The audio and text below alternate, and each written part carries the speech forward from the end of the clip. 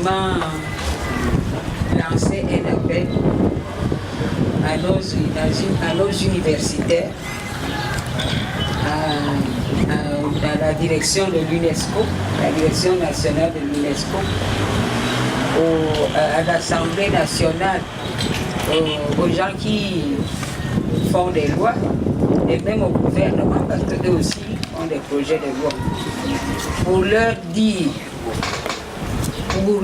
dire que la civilisation africaine a été à la base de toutes les langues du monde.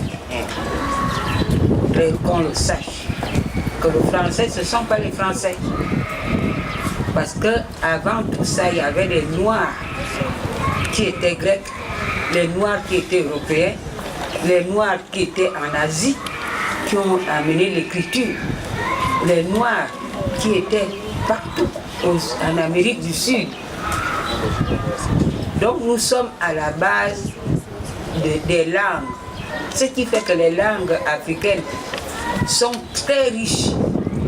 Mais malheureusement, lorsque vous parlez de langue, vous ne parlez jamais de science, vous ne parlez jamais de technique, vous ne parlez jamais d'économie, vous ne parlez jamais de stratégie. Et cette langue-là étant orale, elle est orale à cause de nos niveaux spirituels élevés. Vous ne voyez jamais une mère avec un syllabaire à la cuisine pour parler à ses enfants. Comment cela se fait-il que quelque temps après, les enfants parlent à langue? Parce qu'on a une stratégie. La langue, nos langues, sont des langues qui insistent sur le son, le jeu et l'image. Voilà les trois choses qui font en sorte que nos langues ne disparaissent pas. Ne laissez pas les langues faites seulement par les écrivains, les gens qui ont eu des diplômes.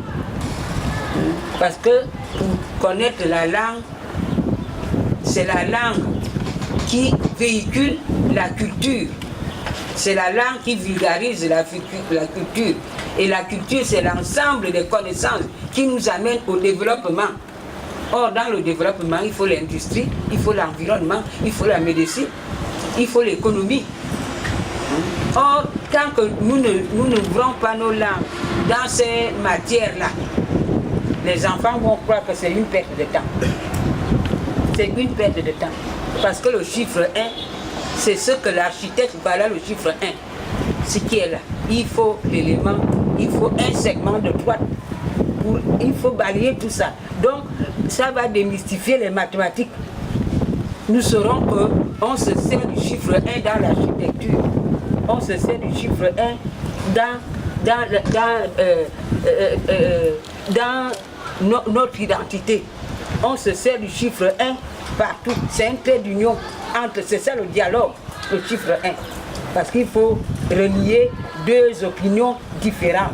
Lorsqu'on est assis là, on est séparé par le chiffre 1. Or, si on montrait cet intérêt à nos enfants, tout le monde va accourir. Or, à partir de là, vous enseignez les langues comme si c'était des langues mortes, alors que notre civilisation est basée sur l'éducation en tout temps et en tout lieu. Regarde ce qu'on est venu faire là, on devait écouter les gens qui discourent, mais nous nous sommes éduqués, on est échangés, nous savions que, donc en Échiron on dit ceci, en Pounou on dit ceci. Voilà ce que nous faisons de façon permanente, dans le jeu, dans le son. C'est pour cela que nos langues doivent être orales. Nous avons la tête pour tout retenir. Donc, tant que nous ne faisons pas ça, nos langues n'auront aucun intérêt. Est-ce que vous saviez que lorsque nous nous marions, c'est la géométrie que nous appliquons? Lorsque nous marions, il y a deux figures géométriques. Le rectangle, parce que le côté paternel et le côté maternel viennent s'asseoir. Nous nous asseyons en rectangle.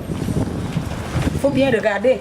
Nous nous asseyons en rectangle parce qu'il faut réunir deux opinions différentes. Parce que le rectangle réunit la diversité, la longueur, la largeur, non pas la même longueur, non pas la même opinion.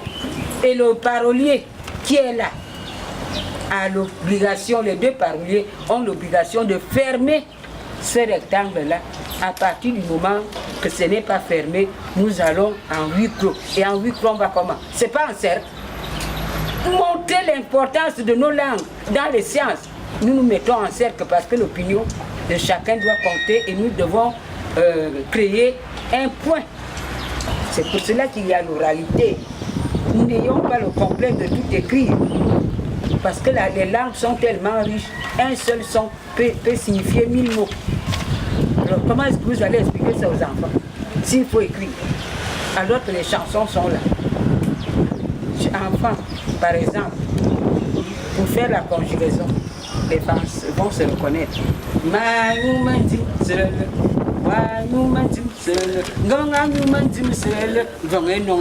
Tu vas croire que les enfants chantent, non? J'ai bu de l'eau, il a bu de l'eau. Si j'avais bu de l'eau, la pluie tombe. Voilà. Donc il apprend la conjugaison. Alors notre civilisation est basée sur deux piliers, l'éducation permanente et la spiritualité. Je dis orienter la langue vers les sciences, vers l'intérêt du moment. Nos langues ne sont pas statiques, notre culture n'est pas statique. Elle sait se réactualiser, elle sait s'adapter.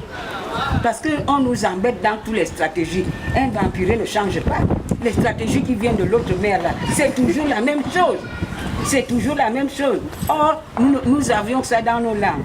On sait qu'on sait changer, on change de figure, on sait qu'on peut vous mettre, on peut faire en sorte que vous potez, hein, et on pense que l'Africain, non, nos langues, c'est l'avenir. C'est l'avenir du combat pour que nous puissions exister. Je vous remercie.